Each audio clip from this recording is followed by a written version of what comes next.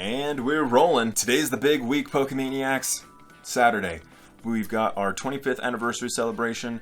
But before we get to that, we've got to recap last week's news. Welcome back to the channel, Pokemaniacs. Thank you so much for joining me. If this is the first time you're stopping by, though, welcome. I am Pokemaniac Stephen, and here we love Pokemon. We do tons of card openings, we do collectibles, and like this video, we recap weekly news. So if you're into Pokemon, make sure you're subscribed. Be sure to catch all the videos. And today, we're kicking it off with our collectible news. First up on the list, Pokemon fishing. I saw a tweet go out last week, and this is just, it's hilarious to me. It's literal Pokemon fishing in real life. They made lures. This whole video is pretty, kind of extreme, like 90s extreme. They show moving water, they chuck the lure out there, and these lures, it's Pikachu and it's Kyogre, and it's just out there swimming.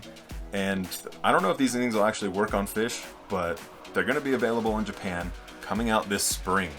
It's a really obscure item. I think these items are super unique, so I kind of want to get them, pick them up for the collection, but also I'm not exactly sure because I'll never really do anything with them, but would be kind of fun to explain them. I don't know, we'll see. Viz Media is going to be bringing us a new Pokemon manga, Pokemon Journeys. Just like the Netflix series, it's going to be featuring Ash and Go, and Volume 1 is going to be coming out this fall. Now, the manga is not something I've necessarily really gotten into, but I'm interested in picking up some of those copies, so hopefully this is exciting. Let me know down in the comments if you're looking forward to this. Literally the night of our last weekly news update, Pokemon Center listed the Appleton plushie. This thing's life-size, so exactly the same size as a real-life Appleton. Coming in at 21 3/4 inches tall, this Appleton plushie is surprisingly $78. Usually these life-size ones come in the hundreds of dollars, so kind of refreshing to get something slightly more affordable. It is currently sold out, unfortunately.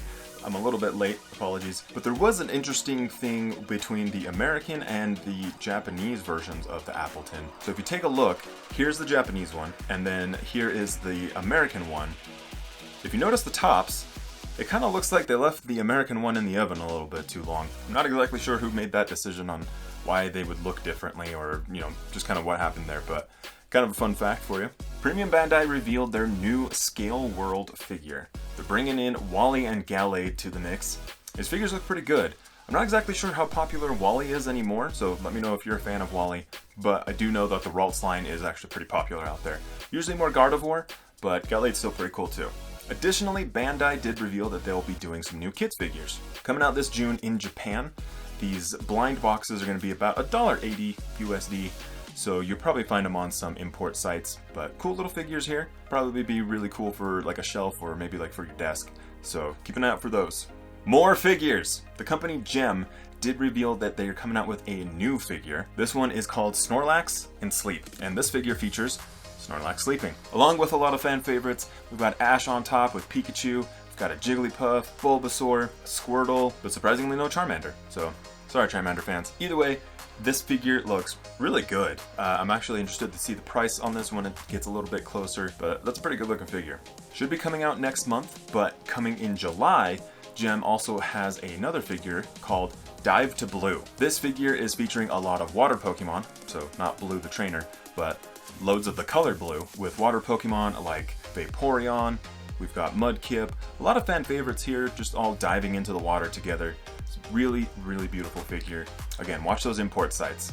Last week I did report on those Diamond Collection Funko Pops, and Funko did have their event last week. They revealed 2 new Diamond figures. So they showed off the Charmander and Vaporeon. They are going to be limited edition. Right now, I don't exactly know where you're going to be able to find these. I don't know if they'll be like at Target like that photo kind of showed, or if we'll be able to buy them online. Not exactly sure. Definitely going to stay on top of that. I probably want to pick up both of these. I'm actually more into the Vaporeon. And kind of exciting news. I know the waifu thing's really huge right now. I did get a photo. I don't really know any other details right now, but I did get a photo of a Marnie Nendoroid figure. Our merch news. Kinda light on merch this week, but I'm sure we'll have something on Saturday to report. But the company Zavi will be releasing their Pokemon 25 Day Collection. Coming out this Saturday on the 27th. They've got a whole line of shirts, sweaters, a bag, some shoes. They got all sorts of stuff in there, so I like the photography here. Like, I love how like modern that kind of feels, and like just kind of like moody a little bit. I like the dye colors, obviously. Kind of interested in some of this. Jumping over to card news, the Toy Association gave their 2021 Game of the Year award to the Pokemon trading card game Battle Academy. Now, the Battle Academy came out in the middle of 2020. Pretty cool collection, great way to get people back into the game, give them a little bit of a how-to. So super exciting to see them get an award for this. I don't think that game was exactly the most popular thing out there with collectors, but I definitely have one for the sealed collection. I do have one that I need to crack open and start playing, but really cool to see some recognition out there. In America, we've had some crazy cold weather lately. Tons of snow, tons of ice, unprecedented temperatures. It's affecting a lot of things. I hope you guys are safe out there. I hope you have power, I hope you have water, all that. Additionally, those temperatures and weather are affecting shipping. So a lot of retailers, they're not able to ship out their Shining Fates inventory quite yet. A little bit slow, delayed. I'm definitely feeling that. And people at GameStop even are feeling that. GameStop also randomly put in some new restrictions. So Shining Fates came out last week, and that whole week people were getting contacted by GameStop letting them know that some of their pre-orders got canceled. So I found a photo in one of the Facebook groups that I'm in. This is a sheet from like one of their like playbooks or something from management in GameStop.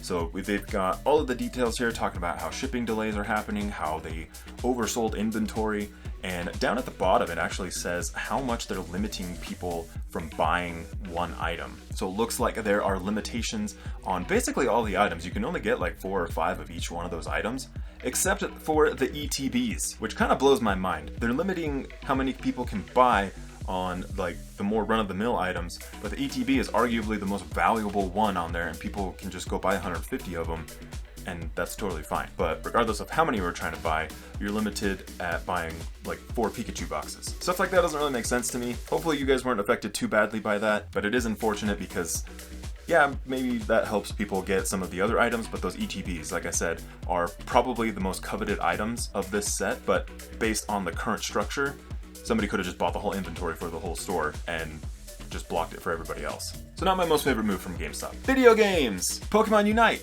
It's been a little bit light on the details, but Pokemon Unite did get, finally, a beta version. So signups are happening for Canada and only on Android. So if you fit both of those criteria, go hop into the Play Store, sign up for the beta. It does start next month, so very soon. It will eventually get released on Android, iOS, and Nintendo Switch, but for now the beta is only on Android. Pokemon Go had their big Kanto Tour event this past weekend. How did it go for you guys? I basically just played all of it from home, like 90% I'd say. Got a handful of shinies. I kind of went hard in the morning, but then it kind of dwindled like halfway through the day. But I actually kind of enjoyed it. I love those, like, I just love having so many tasks. I wish they would have been able to clean it up a little bit by minimizing some of the menus. But overall, I thought it was like actually a pretty good event, at least by the time it hit America. I know there was a lot of issues when it first launched. They're doing makeup events. I feel like this always happens, so it's par for the course. I'm not like shocked, a little bit disappointed, but not shocked. So as long as they can give us a buttoned up product, I thought it was actually pretty good. And you know, based on the light choice, I chose the red version. Niantic did try to tease us with what the next community day was, showing some bird-like tracks in some mud. They very quickly then also just spilled the beans on what it was, and it's Fletchling. And Leak Duck did come up with a graphic here, and it looks like it's just going to be your typical boost to lures and incense. Plus, we're going to get 3 times catch XP. So that's pretty sweet. And we're going to be getting the move Incinerate on our Talonflames. Very interested to see how this goes. Usually when they do these things, it has some sort of PvP aspect to it.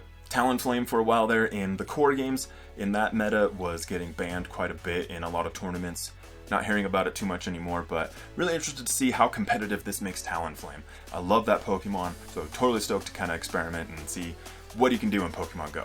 Also, a quick reminder to go get your Shiny Toxtricity from your GameStop store. It's going to be for Sword and Shield, and you're going to get it through the Pokemon Pass app. You'll be able to scan a code and then get the passcode to then put it inside of your Switch to get it through Mystery Gift. They're giving this out to coincide with the release of Shining Fates, the card set, and according to Cerebi.net, this is at GameStop in the Americas. It's going to be at EB Games in Canada, Micromania's website in France, and in Germany, you've got GameStop. Joe Merrick from Cerebi.net did also say that the UK is not going to be eligible for this, so that's a little bit unfortunate, but hopefully somebody out there can help verify. If you want more free Pokemon for Sword and Shield, Pikachu That Knows Sing is going to be coming out soon, so make sure to jump over to Pokemon.com, sign up for the newsletter. Hopefully this one goes better than the Zarude codes, but definitely wanted to throw into the collection.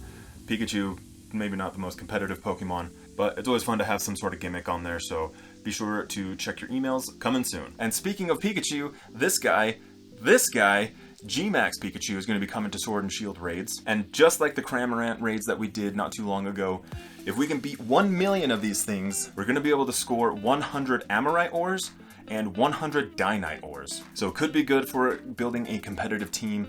Could be good to be just getting some perks. So this event is going to be running from February 26th to February 28th.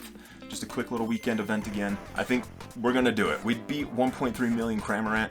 We can definitely beat 1.3 million Pikachu. So make sure your Switch is updated. Make sure you've got it charged. Be ready for it. Hydrate. And don't use Earthquake in these battles. You're just going to knock everybody out. Alright guys, wrapping it up with a quick fun fact. There was a Pikachu mini bus that was made, and it was sold for 12 million yen, which is roughly $110,000 US. So I think that's pretty cool. I don't know if I would have paid that much, but definitely kind of want to get my hands on it, at least go sit in it. I don't know, that's just me. Anyways, thank you guys so much for hanging out with me. I appreciate it every single time. Like the video if you liked it. Make sure you're subscribed to catch all of the videos. I hope you guys are staying safe, staying warm, take care of each other out there, and I'm gonna see you very soon on the next one.